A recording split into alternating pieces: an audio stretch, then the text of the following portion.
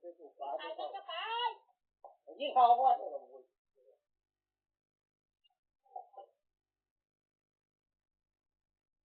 เนี่ยวัดนี้ตู่เดี๋ยวล่ะเฮ็ดหลายอย่างกินเบิด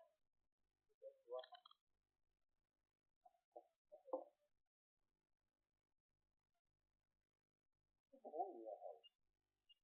เฮ็ดหนังพอแล้วกูกับเขา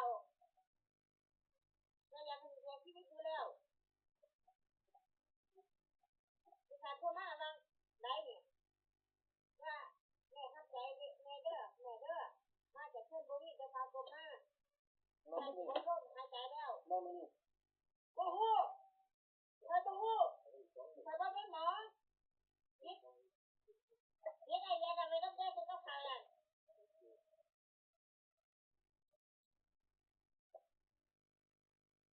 โอ้โหเขาสิบ่ต้องหายใจแล้วยังไงก็บ่รอดหรอก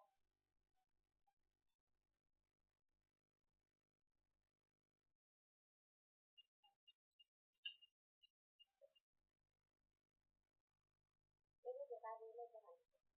สักเดือน